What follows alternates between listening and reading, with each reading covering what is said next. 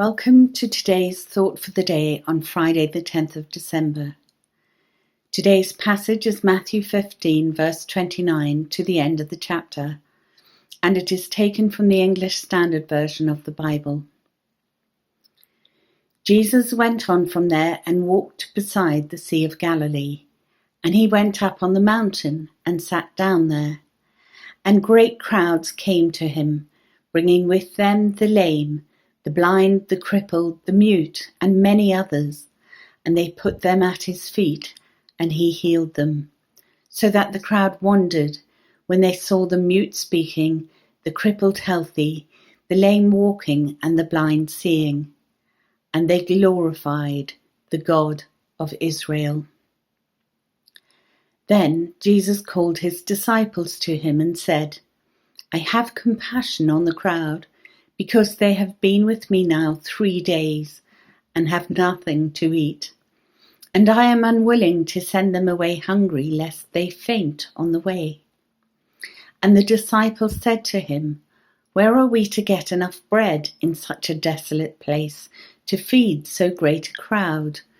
And Jesus said to them, How many loaves do you have? They said 7, and a few small fish.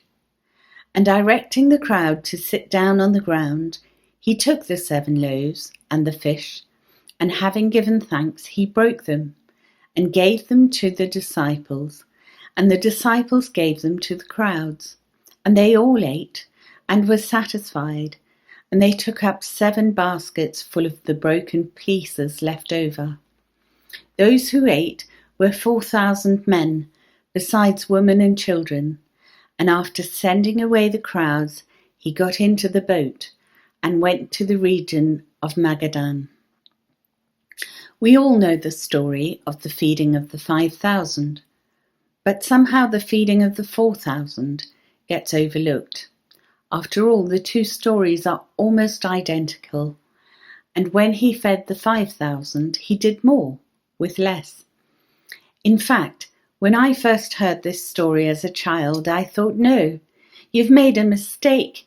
It was 5,000, not 4, and there were only 5 loaves. You're telling the story all wrong. But in fact, I was the one who was wrong. Jesus did indeed feed the multitudes with a few loaves of bread and some fish on 2 separate occasions, as recorded by both Matthew and Mark. One significant difference between the 2 is where they took place.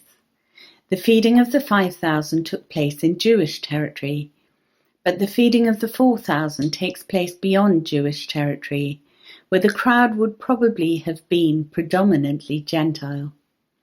When Jesus feeds the 4,000, he is demonstrably providing for more than just the nation of Israel. So we have a crowd who have come to listen to Jesus and have stayed for 3 days.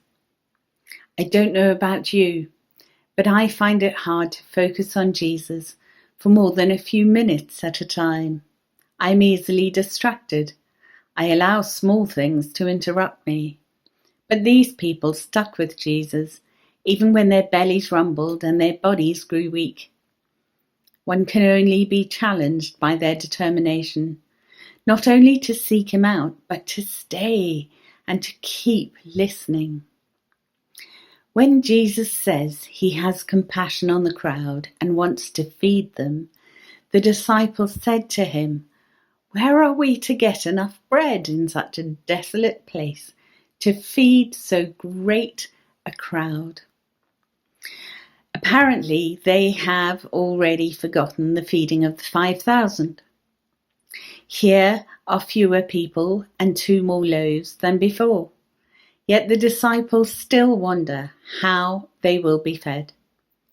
How quick are we to forget what God has done for us before?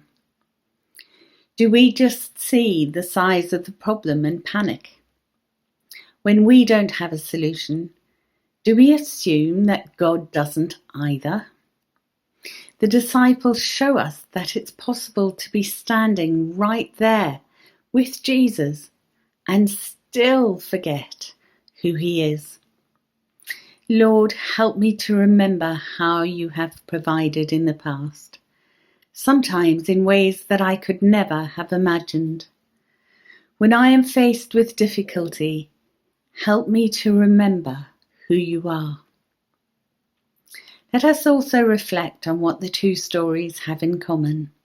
On both occasions, Jesus provides the miracle, but He relies on His disciples to deliver it.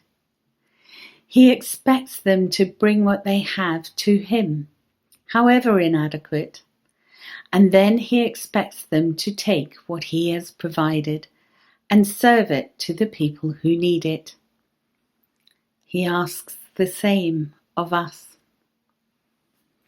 And finally, when all had eaten and were satisfied, there were leftovers.